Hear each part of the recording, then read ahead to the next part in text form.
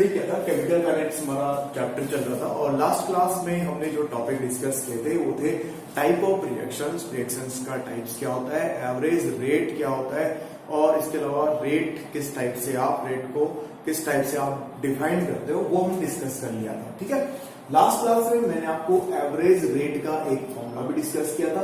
उसी फॉर्मूले पर आज हम ये क्वेश्चन करने वाले, बहुत इंपॉर्टेंट क्वेश्चन है। इस टाइप का क्वेश्चन आपके बोर्ड के एग्जाम में पूछा जाता है। क्या क्वेश्चन है सुनिए इसके बारे में। फॉर ए रिएक्शन आर से पी बन रहा है और एक रिएक्शन है उसमें आर से पी बन रहा है। The concentration of reactant change, concentration of reactant change from 0.03 to 0.02, यानी कि रिएक्टेंट का जो कंसंट्रेशन है वो यहां से यहां तक चेंज हो जाता है। कितनी मोल है, कितने मिनट में चेंज होता है, 25 मिनट में चेंज हो जाता है।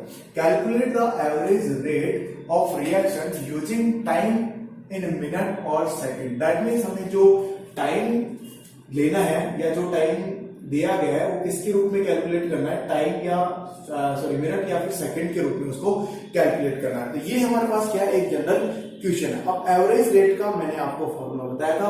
एवरेज रेट के लिए हम क्या फॉर्मूला लगाते हैं, सॉल्यूशन देखिए इसका किस टाइप से आप इसको सोल्व कर सकते हो। एवरेज रेट में हम देखते हैं कंसंट्रेशन में चेंज होता है। अब यहां पर जो कंसंट्रेशन यूज की गई है वो किसके लिए यूज की गई है, रिएक्टेंट के लिए यूज की गई है। तो देखिए एवरेज रेट किस तरह से निकालेगी, r average equal to minus del r. अब ये आर किसकी कंसंट्रेशन है, रिएक्टेंट की कंसंट्रेशन है, अपॉन डेल्टा टी। ठीक है, आप इस फॉर्मूले को और किस तरह से लिख सकते हो, तो इसी फॉर्मूले को आप लिख सकते हो r average equal to minus, अब माइनस में आपको लिखना पड़ेगा R2 माइनस R1 अपॉन डेल टी। अब डेल टी में तो आप जानते हो हमारे पास एक ही टाइम दे रखा है, 25 मिनट दे रखा है। चाहो तो आप इसको T2 माइनस T1 भी लिख सकते हो। ठीक है, कोई दिक्कत नहीं है। चलिए R2 माइनस R1 हमें करना है। R2 का मीनिंग क्या है, यहाँ पर R2 का मतलब है बाद वाली कंसंट्रेशन। ठीक है, अब बाद वाली कंसंट्रेशन क्या है, 0.02 है, तो आप लिखिए 0.02, फिर माइनस का साइन लगेगा, आपको माइनस करना है। R1 कंसंट्रेशन डालनी है, R1 में क्या है 0.03 डालना है। ठीक है, अब देखिए इसके बाद हमें क्या करना है, T2 माइनस T1 हमारे पास क्या दे रखा है 25 मिनट, यानी कि जो हमारा आंसर आएगा वो 25 मिनट्स के रूप में आने वाला है। ठीक है, चलिए इसके बाद हमारे पास क्या लिखना है, इसको और आगे क्लियर करना है। आर एवरेज बराबर क्या आएगा, 0.02 है और 0.03 है, तो हमारे पास जो है माइनस का तो पहले ही लगा हुआ है। अब जो यहाँ पर है हमें सब्ट्रैक्शन करने के बाद, जो माइनस करने के बाद जो वैल्यू मिलेगी वो मिलेगी माइनस की 0.01। आप करके देख लीजिएगा, यहाँ पर क्या आने वाला आपका 25 आने वाला है। ये माइनस माइनस दोनों क्या हो जाएंगे, प्लस हो जाएंगे। आपके पास मिलेगा 0.01 अपॉन 25। कोई दिक्कत किसी को। चलिए अब हम क्या करेंगे, इसमें हम डिवाइड करेंगे, तो आप देखोगे कि क्या मिल जाएगा 1 अपॉन 25 इंटू 10 टू पावर, यानी कि ये क्या हो जाएगा 100 के रूप में। अगर 100 को आप लिख सकते हैं यहाँ पर किस 10 टू पावर 2 के रूप में लिख सकते हैं। चलिए अब हम इसको सोल्व करते हैं। अब हमें 1 में क्या करना है, 25 को डिवाइड करना है, यानी कि 1 में हम किसका भाग लगाने वाले हैं, 25 का डिवाइड करने वाले हैं। अब जब आप 25 को डिवाइड करोगे तो कितना वैल्यू आएगा, तो देखिए 1 में तो भाग जाएगा नहीं, क्या करना है, डिवाइड पॉइंट लगाना है, पॉइंट लगा दिया हमने, 10 बन जाएगा। ठीक है, उसके बाद हमें क्या करना है, एक और पॉइंट लगाना है, तो हमारे पास 100 बन जाएगा। अब 100 में हमारे पास 25 का भाग जाएगा, यानी कि उसको डिवाइड कर सकते हो, ये मिलेगा 0.02। इसको उठा के आप ऊपर लेके चले जाइए, क्या मिल जाएगा 10 की पावर माइनस 2, यानी कि ये एक आंसर हो सकता है। या फिर इसको आप और मॉडिफाई कर सकते हो, और मॉडिफाई करके क्या लिख सकते हो, 4 इंटू, यहां से अगर आप देखोगे तो 1 और 2 जीरो लगेगी, वो नीचे आएगी वापस ऊपर जाएगी, तो क्या हो जाएगा 10 टू पावर माइनस 4। ये इतना मोल पर, मोल तो पहले से लिखा, मोल का मीनिंग कंसंट्रेशन है, मोल और साथ में आपके लिखोगे मिनट इनवर्स, मोल मिनट इनवर्स, इतना हमारे पास क्या है, इसका आंसर आ गया। ये किस में आंसर आया हमारा, मिनट इनवर्स में आंसर आ गया। अब आप बोलना चाहो कि नहीं सर हम तो इसका आंसर जो है वो कौन सी फॉर्मेट में लेके आना चाहते हैं, सेकंड इनवर्स में, तो कोई दिक्कत नहीं है। आप जब इसका आंसर सेकंड इनवर्स में लेके आना चाहो तो डिवाइड कर देना 60 से। ठीक है, तो आपके पास आंसर जो आएगा इसका, वो आंसर आएगा सेकंड इनवर्स में। मैं बता देता हूँ 6.66 इंटू 10 की पावर माइनस 6 एम मोल सेकंड इनवर्स, ये इसका सेकंड इनवर्स में आंसर आ जाएगा। ठीक है, बहुत इजी था। चलिए इसको कॉपी करिए, स्क्रीनशॉट लो इसका। ओके, स्क्रीनशॉट ले लिया होगा। चलिए अब हम स्टार्ट करने वाले हैं हमारा नेक्स्ट टॉपिक। ठीक है,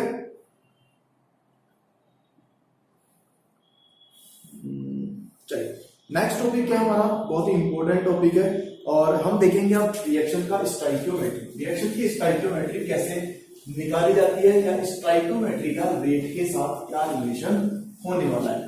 स्टोइकियोमेट्री का मीनिंग क्या है ये भी आपने एग्जाम में पढ़ा होगा। स्टोइकियोमेट्री का मीनिंग होता है कि किसी भी रिएक्शन को एक लिखने का तरीका होता है। ठीक है, किस टाइप से उस रिएक्शन को लिखा जाता है या राइट किया जाता है, वो क्या उसकी स्टोइकियोमेट्री होती है। Relation between rate and stoichiometry, ये हमारा क्या है topic, relation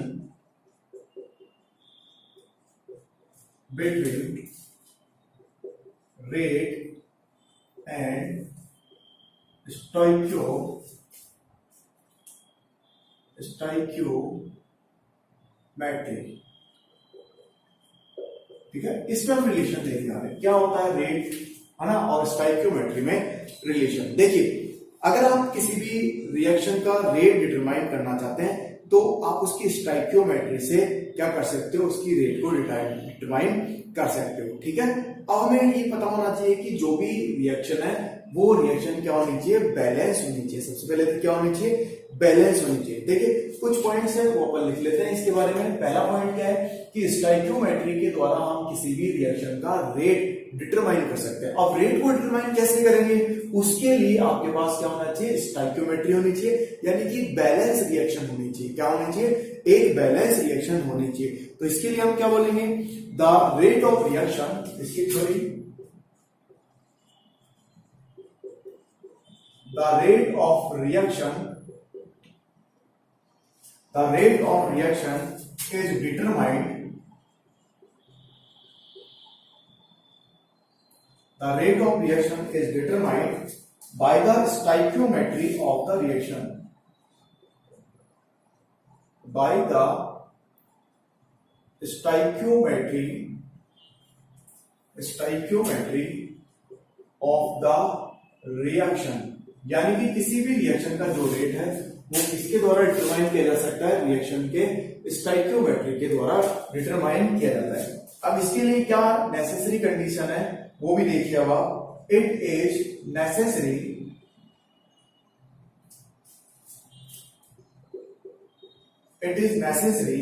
that the equation of reaction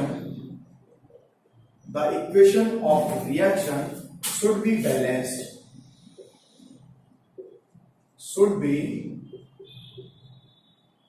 balanced, क्या होनी चाहिए, रिएक्शन आपकी बैलेंस होनी चाहिए। अगर रिएक्शन बैलेंस है तो आप क्या कर सकते हो, उसके लिए rate of reaction find out कर सकते हो। हम एक रिएक्शन को मानकर चलते हैं, एक रिएक्शन है वो इस तरह से कंप्लीट होती है, तो उस रिएक्शन की स्टोइकियोमेट्री या फिर उस रिएक्शन का रेट आप किस तरह से लिख सकते हो। देखिए हम मान लेते हैं suppose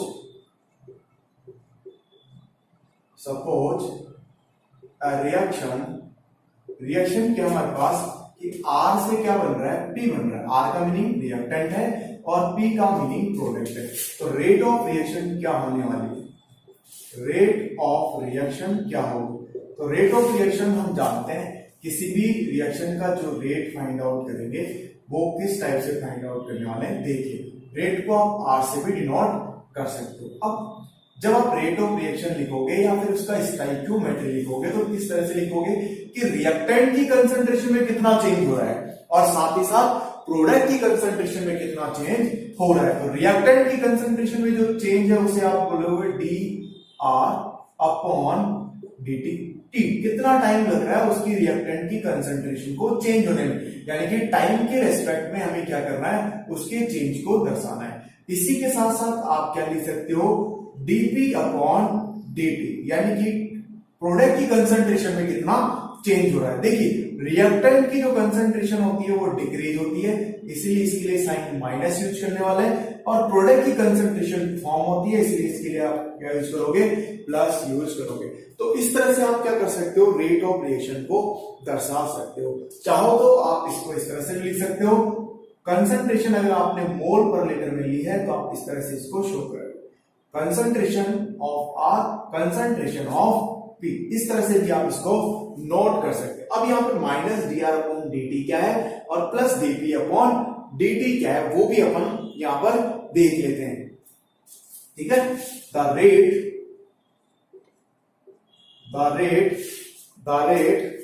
at which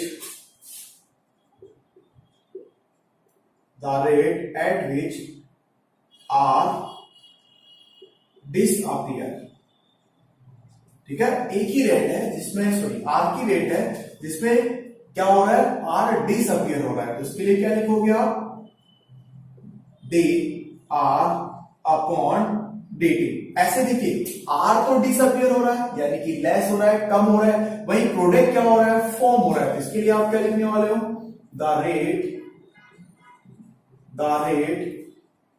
eight which P form, P क्या हो रहा है, फॉर्म हो रहा है, फॉर्म हो रहा है, तो इसके लिए क्या लिखोगे आप, plus D P upon D T upon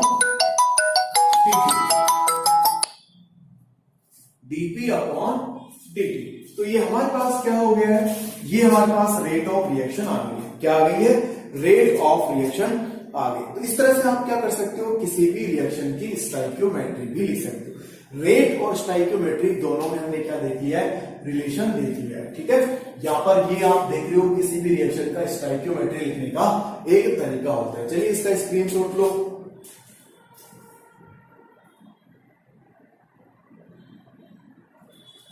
चलिए अब हम एक नेक्स्ट उदाहरण करने वाले हैं, नेक्स्ट एग्जांपल देखने वाले हैं। नेक्स्ट एग्जांपल क्या है, अब हम लेने वाले हैं इनके कोफिशिएंट। अगर प्रोडक्ट या रिएक्टेंट दोनों में से किसी के साथ भी कोफिशिएंट आ जाए, ठीक है, तो फिर किस तरह से उस रिएक्शन को लिखेंगे। एग्जांपल है नेक्स्ट, सपोज ए रिएक्शन, और रिएक्शन क्या हमारे पास ए से क्या फॉर्म हो रहा है, 2B फॉर्म हो रहा है।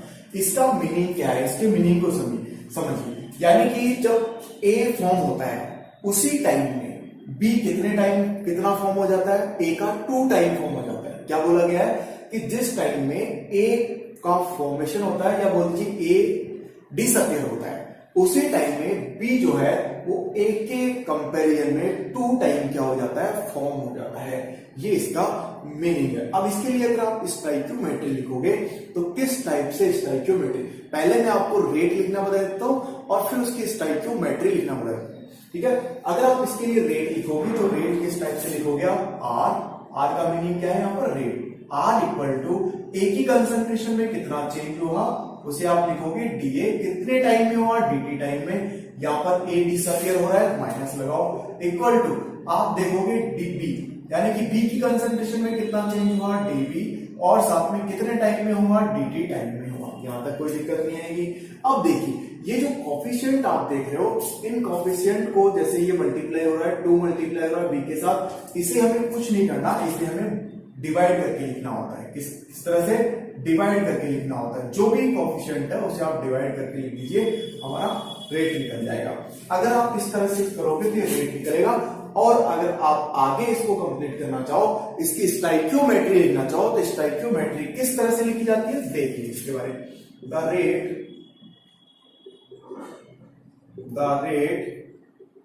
एट विच ए डिसअपियर, ठीक है, तो क्या लिखोगे आप, माइनस डी ए की कंसंट्रेशन अपॉन dt, कितने टाइम में ए की कंसंट्रेशन चेंज हो रही है उसे हमने यहां लिख दिया है। और इसी टाइप से आप क्या बोलोगे, b, दैट मींस इसका मीनिंग क्या हो गया, the rate at which b form, b क्या हो रहा है, फॉर्म हो रहा है, तो आप इसके लिए क्या लिखोगे, प्लस dB अपॉन dt। ठीक है, इस तरह से हमने क्या कर दिया, दोनों की स्टोइकियोमेट्री लिख दी। अब देखिए स्टोइकियोमेट्री हमने लिखी है, लेकिन अभी पूरी नहीं लिखी है। आप देख रहे हो बी, क्या देख रहे हो बी, इसके कितने मोल्स है, 2 मोल्स है, तो इसके मोल्स को आप क्या कर दो, डिवाइड कर दो, 1/2 लिख दो, तो आपको क्या मिल जाएगा, बी का फॉर्मेशन मिल जाएगा। और इस रिएक्शन का मीनिंग क्या है कि जिस टाइम में, या बोल दीजिए जितना ए डिसअपियर होता है उस कंसंट्रेशन का दुगना, यानी कि ए का दुगना क्या हो जाता है, बी फॉर्म हो जाता है। इसको भी आप स्क्रीनशॉट लो, इसका भी।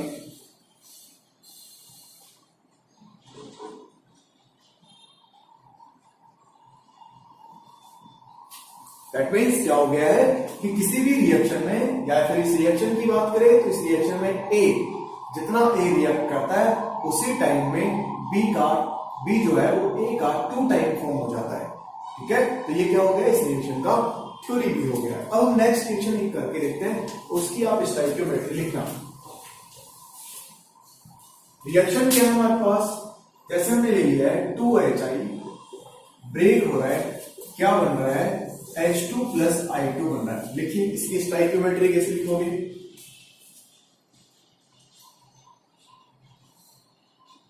लिख लिया होगा। ठीक है, चलिए मैं बता रहा हूं स्टोइकियोमेट्री कैसे लिखेंगे। देखिए स्टोइकियोमेट्री लिखेंगे तो क्या बोलोगे, द रेट एट विच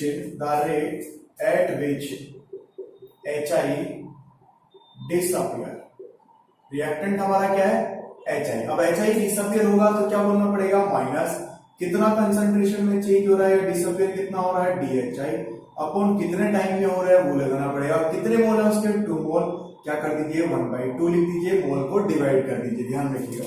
और इसी तरह से आप इधर क्या लिखोगे, the rate at which H2, पहले किसके लिखेंगे, H2 फॉर्म। अब H2 कितना फॉर्म हो रहा है, H2 का तो एक ही मोल है, ये 2 नहीं है, डायएटॉमिक फॉर्म में पाया गया है। क्या लिखोगे, प्लस DH2 अपॉन dt। इसी तरह से आप क्या लिखोगे, नेक्स्ट H2 के बाद में क्या है, I2 कितना फॉर्म हो रहा है, वो भी आप प्लस लगाओगे। I2 का भी एक ही मोल है, आगे एक से मल्टीप्लाई, ये 2, ये डायएटॉमिक फॉर्म में पाया जाता है, तो 2 नहीं लिखोगे आप, ध्यान रखिएगा। ठीक है, 2 को नहीं लिखोगे आप। अब हम यहाँ क्या बोलने वाले हैं, कितना मोल बनेगा इसका, 1 मोल ही बन रहा है। कंसंट्रेशन में कितना चेंज हुआ, DI2 अपॉन dt। इस तरह से आप क्या कर सकते हो, किसी भी रिएक्शन का स्टोइकियोमेट्री लिख सकते हो। अगर आप उसकी रेट लिखना चाहो तो रेट किस तरह से आप इसकी दर्शाओगे, तो रेट इक्वल टू आपको लिखना पड़ेगा माइनस का 1/2 DHI अपॉन dt इक्वल होगा किसके इक्वल होगा, प्लस DH2 अपॉन dt, ये रेट को लिखने का तरीका, equal to plus DI2 upon dt। तो दिक्कत, तो ये क्या होगी, रिएक्शन की रेट होगी। कॉपी करो इसको भी, स्क्रीनशॉट लो इसका। ओके, ले लिया होगा। अब देखिए नेक्स्ट मैं आपको एक और एग्जांपल दे रहा हूं, रेट से संबंधित या फिर स्टोइकियोमेट्री से रिलेटेड। ये एग्जांपल भी अपने बोर्ड के एग्जाम में कई बार पूछ चुका है। हमारे पास क्या है, रिएक्शन है N2 प्लस 3H2। क्या बन रहा है इस रिएक्शन में, रिएक्शन में बन रहा है 2NH3। इस रिएक्शन को बोला जाता है हैबर्स प्रोसेस। आप पढ़ोगे, जैसे 11th में पढ़ के आए होंगे, 12th में पढ़ो। हैबर रिएक्शन के लिए आपको स्टोइकियोमेट्री लिखनी है, तो किस तरह से लिखोगे, लिखिए। कर लिया होगा, चलिए अब देखिए N2 प्लस 3H2, ये दोनों तो क्या है, रिएक्टेंट है, और ये क्या है, प्रोडक्ट है। तो हम देख चुके हैं स्टोइकियोमेट्री लिखते वक्त रिएक्टेंट की कंसंट्रेशन क्या होती है, डिक्रीज होती है, डिसअपियर होता है, और प्रोडक्ट की कंसंट्रेशन क्या होती है, इंक्रीज होती है। तो हम क्या करेंगे, जो डिक्रीज हो रहा है, डिसअपियर हो रहा है, उसके साथ माइनस लगा देंगे, जो इंक्रीज हो रहा है उसके साथ प्लस लगा देंगे। ठीक है, तो क्या लिखने वाले हो, the rate at which N2 disappear. अब N2 कितना डिसअपियर हो रहा है, N2 का तो एक ही मोल है पूरा का पूरा, माइनस DN2 अपॉन dt। ध्यान रखिएगा, ये जो N2 है ना, इसके साथ जो 2 है ना, उसको आप डिवाइड मत कर देना, क्योंकि N2 एक डायटोमिक फॉर्म है, N2 को N2 फॉर्म में ही रखा जाएगा। ठीक है। इसी के साथ अब आप आगे देखिए, N2 के बाद में कौन है, H2 कितना डिसअपियर होता है। तो H2 के लिए डिसअपियरेंस लिखोगे तो क्या लिखोगे आप, माइनस कितने मोल है H2 के, मोल आगे मल्टीप्लाई होते हैं, ध्यान रखिएगा 3 मोल है, तो 1/3 कर दीजिए, क्या मिलेगा, DH2 अपॉन dt। चलिए आगे देखो, अब डिसअपियरेंस तो हो चुका है, अब क्या होगा, NH3 बनेगा, NH3 फॉर्म होगा, तो NH3 के कितने मोल फॉर्म हो रहे हैं, 2 मोल फॉर्म हो रहे हैं, क्या लिखने वाले हो, प्लस 1/2 d NH3 कितने टाइम में चेंज हो रहा है, dt टाइम में चेंज। ये हमने क्या लिख दिया, इसकी स्टोइकियोमेट्री लिख दी। अगर आप इसकी रेट लिखना चाहो तो रेट किस टाइप से लिखा जाएगा, rate equal to minus, minus के साथ आप क्या लिखोगे, dN2 अपॉन dt। ध्यान रखिएगा ये जो स्क्वायर ब्रैकेट है ना, स्क्वायर ब्रैकेट किसको शो करता है, मोल पर लीटर में कंसंट्रेशन को शो करता है, equal to minus DH2 upon dt। ध्यान रखिएगा कितने मोल है इसके, 3 मोल है, बराबर प्लस कितने मोल है इसके, 2 मोल है, तो 1/2 लिख दीजिए, क्या है, NH3 की कंसंट्रेशन अपॉन कितना चेंज हो रहा है, dt चेंज हो रहा है। तो कॉपी करो इसको भी आप,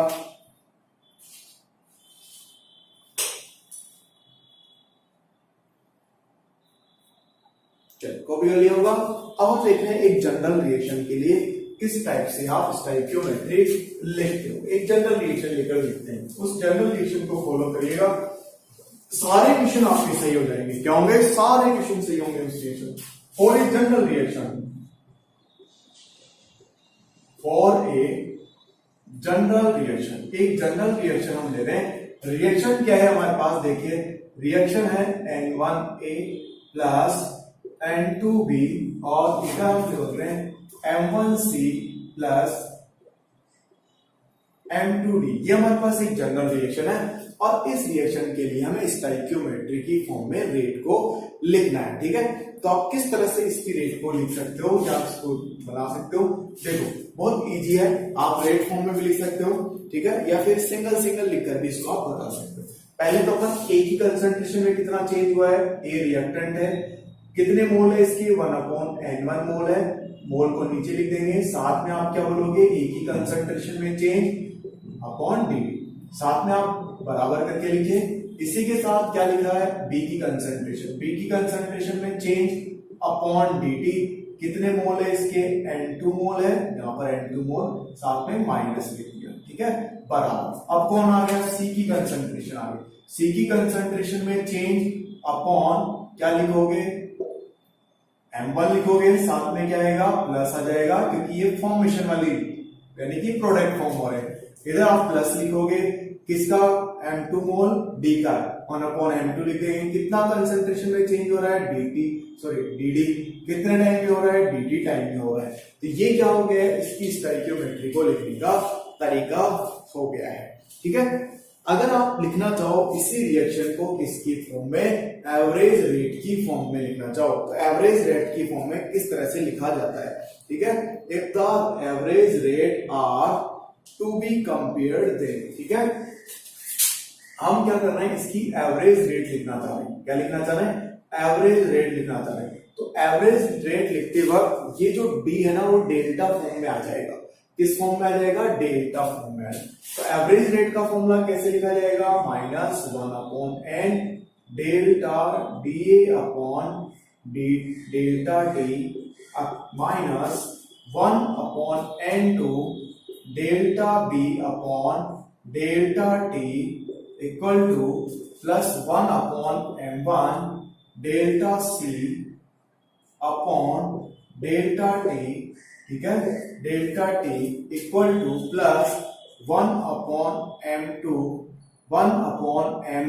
साथ में आप क्या लिखने वाले हो, यहाँ पर क्या लिखने वाले हो, डेल्टा के साथ में क्या लिखेगा, d अपॉन dt। तो ये कौन सी फॉर्म में आ गया है, एवरेज रेट की फॉर्म में आ गई। स्टोइकियोमेट्री है लेकिन किस फॉर्म में है, एवरेज रेट की फॉर्म में। किस फॉर्म में लिख दिया है मैंने, एवरेज रेट की फॉर्म में लिख दिया है, बहुत इजी था, कॉपी कर लीजिएगा इसको।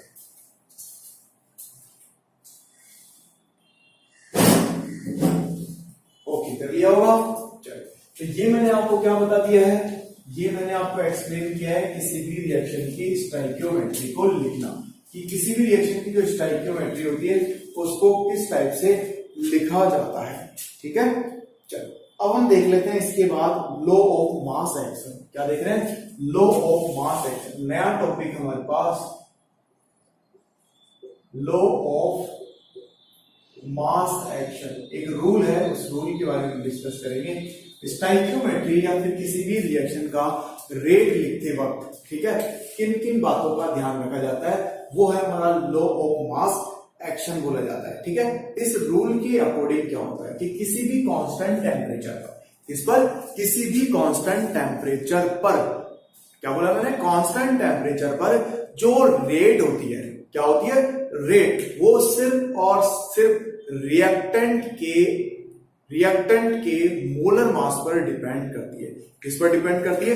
रिएक्टेंट के मास पर डिपेंड करती है। आप ऐसे बोल सकते हो, रिएक्टेंट के मास पर डिपेंड करेगी और प्रोडक्ट के मास पर डिपेंड नहीं करती। दैट मीन्स हम ये बोल सकते हैं, at constant temperature the rate of reaction is directly proportional to the product of the active mass of reactant. ठीक है, यानी कि क्या बोला है कि जो रेट ऑफ रिएक्शन होगी वो सिर्फ और सिर्फ किसके डायरेक्टली प्रोपोर्शनल होगी, जो हमारा रिएक्टेंट है उसके डायरेक्टली प्रोपोर्शनल होगी। तो ये क्या है, इसका एक डेफिनेशन है। तो हम बोलेंगे according to this rule, according to this rule, according to this rule at constant temperature, at constant temperature, at constant temperature the rate of reaction is directly proportional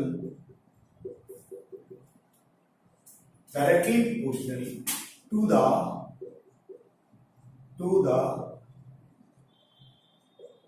product of active mass of reactants। ठीक है, ये किसका definition हो गया है? Law of mass action का definition हो गया है। ठीक है, अगर हम एक बात करें किसी भी एक रिएक्शन की, और उस रिएक्शन के ऊपर अगर हम इसको अप्लाई करते हैं तो उसके बारे में, ठीक है, अब इसको हम एक्सप्लेन कर रहे हैं एक रिएक्शन में। सपोज हमारे पास एक रिएक्शन है, A प्लस बी से क्या बन गया है, प्रोडक्ट बन गया है। क्या बन गया है? प्रोडक्ट बन गया है। इस रिएक्शन पे हमें लगाना है लॉ ऑफ मास एक्शन। ठीक है, according to law of mass action, according to law of mass action, law of mass action के अनुसार जो रेट होगी वो डायरेक्टली प्रोपोर्शनल होगी किसके? ए की कंसंट्रेशन के, ए की मोलर कंसंट्रेशन के, और साथ ही साथ बी की मोलर कंसंट्रेशन के। ठीक है, जब आप ए और बी दोनों रिएक्टेंट है तो हम क्या बोलेंगे, इस लॉ के अनुसार क्या होगा, जो रेट होगा वो सिर्फ और सिर्फ रिएक्टेंट के प्रोडक्ट पर डिपेंड करेगा। ठीक है, यानी कि रिएक्टेंट की मोलर कंसंट्रेशन है, इसी को हमें यहां लिखना है, प्रोडक्ट और नहीं लिखना होता है। ठीक है, R इक्वल टू, जब ये साइन हटेगा तो यहाँ पर एक कांस्टेंट वैल्यू आएगा के, साथ में लगेगा A और इसके साथ में यहाँ पर B बन। ठीक है, ये हमारे पास क्या हो गया है, एक रेट निकालने का फॉर्मूला आ गया है, किसके according, rate of mass action के अकॉर्डिंग। ठीक है, चलिए यहां पर ये A और B क्या है, K क्या है, उसके बारे में बात कर लेते हैं। हेयर A एंड B, अगर आप इसको इस तरह से लिखते हो A एंड B, है ना, ये क्या है आपके R मोलर कंसंट्रेशन, क्या बोलते हैं इसको, मोलर कंसंट्रेशन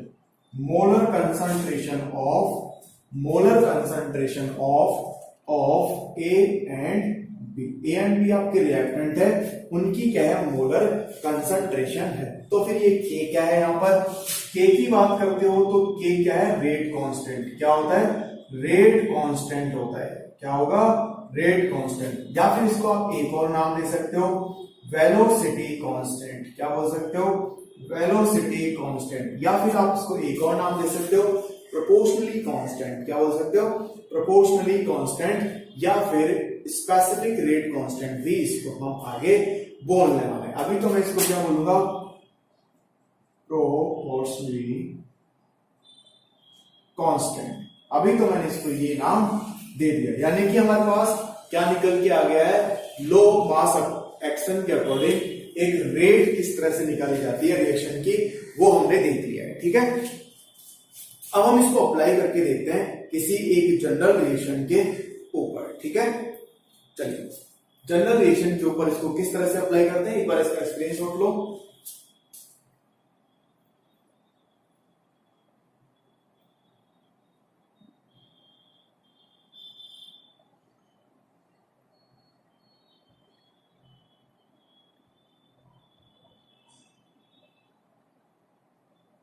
चलिए अब हम आगे बात करते हैं जनरल रिएक्शन की। जनरल रिएक्शन किस तरह से लिखी जाती है, देखिए for a general reaction, for a general reaction, for a general reaction. General reaction हमारे पास क्या है, जैसे ए बी का स्मॉल बी मोल है, कैपिटल सी के सी मोल है और कैपिटल डी के डी मोल है। ठीक है, ये हमारे पास एक जनरल रिएक्शन। इस जनरल रिएक्शन के ऊपर हमें लॉ ऑफ मास एक्शन लागू करना है। तो देखिए according to law of mass action, law of mass action के अकॉर्डिंग हम रेट को अगर फाइंड आउट करेंगे तो rate is directly proportional to A की कंसंट्रेशन और साथ में बी की कंसंट्रेशन। देखो पहले एग्जांपल दिया था उसमें नंबर ऑफ मोल्स नहीं दिए गए थे, अब हमारे पास नंबर ऑफ मोल्स ए का ए मोल है और बी का बी मोल है। तो हमें जब भी रेट लिखी जाती है तो रेट में जो रिएक्टेंट के मोल्स हैं उन्हें हमेशा पावर में लिखा जाता है। कहां लिखा जाता है, पावर में लिखा जाता है। चलिए बताइए ए के कितने मोल है, स्मॉल है तो पावर में लिख दीजिए, बी का कितने मोल है, स्मॉल बी, इसे भी आप पावर में लिख दीजिए। चलिए क्या लिखोगे आगे, R equal to proportionally sign हटेगा, के कांस्टेंट ऐड हो जाएगा, साथ में आप क्या लिखोगे ए की पावर ए और कैपिटल बी की पावर स्मॉल बी। तो ये हमारे पास क्या हो गया है, एक वैल्यू आ गई है इस फॉर्म में, एक जनरल रिएक्शन की फॉर्म में आप rate of reaction find out कर सकते हो। ठीक है, तो ये मैंने बोल दिया इक्वेशन कौन सी है, फर्स्ट इक्वेशन। अब आपने देखा ये जो रेट है ना, ये रेट ये किसके लिए निकल रही है, आप देख रहे हो रिएक्टेंट के लिए निकल रही है।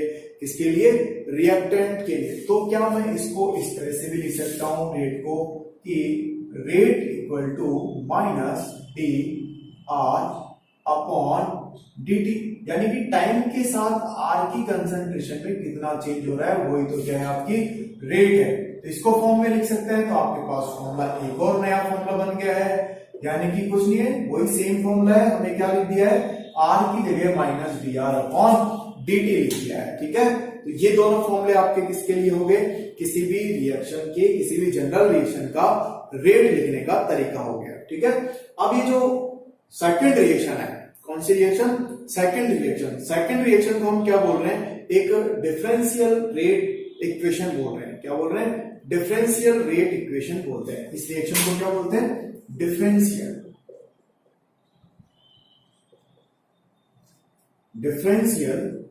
रेट इक्वेशन, इसको बोलते हैं डिफरेंशियल रेट इक्वेशन। को इसी को नाम हमने दिया।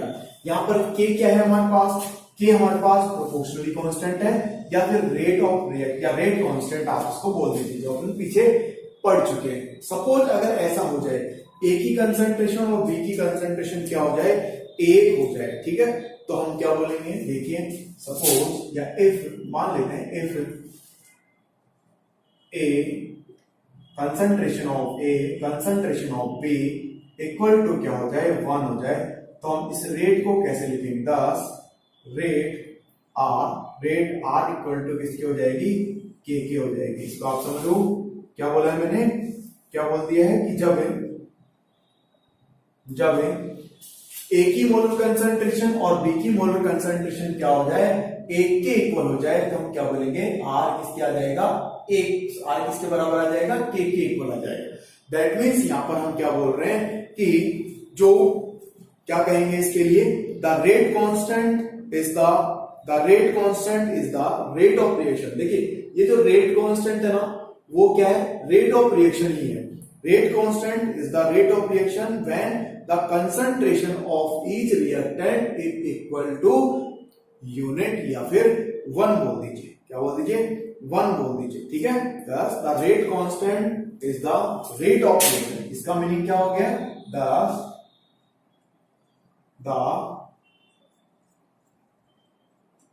rate constant is the rate of reaction when concentration of reactant is equal to unit। किसके इक्वल हो जाए, यूनिट के इक्वल हो जाए। तो जो रेट ऑफ कांस्टेंट होता है वही क्या होता है, रेट ऑफ रिएक्शन के इक्वल हो जाता है, ठीक है। द रेट कांस्टेंट के इज आल्सो कॉल्ड, ठीक है। यहां पर अब जब ये ऐसी कंडीशन आ जाती है तो हमें ये जो रेट कांस्टेंट हमें मिला है इसी को हम क्या नाम दे देते हैं, स्पेसिफिक रेट कांस्टेंट नाम दे देते हैं। द रेट कांस्टेंट, इसके बाद हम लिख रहे हैं इसी में, the rate constant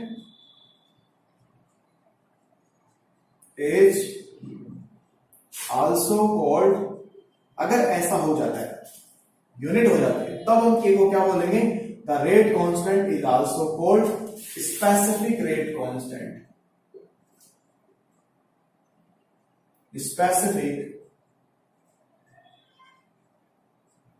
rate constant क्या बोल देते हैं, स्पेसिफिक रेट कांस्टेंट बोल देते हैं। कॉपी करिए इसको, स्क्रीनशॉट लो इसका। चलो आज की क्लास के लिए इतना ही, बाकी हम देखेंगे नेक्स्ट क्लास के लिए। पढ़ते रहिए इसको।